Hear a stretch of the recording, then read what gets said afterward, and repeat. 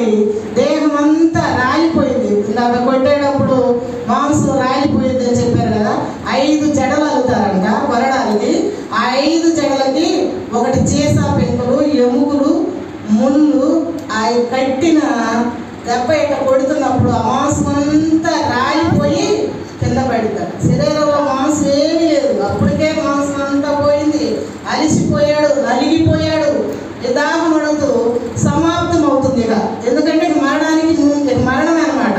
మరణానికి ముందు ఏమడుగుతున్నాడు? దాహం అడుగుతున్నాడు.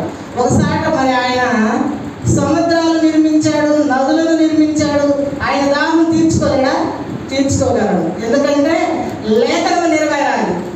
1000 సంవత్సరాల క్రితమే దావీదు మహారాజు 69లో రాసిన లేఖనం ప్రకారం ఆయన దాహం అడగాలి సిలువలు.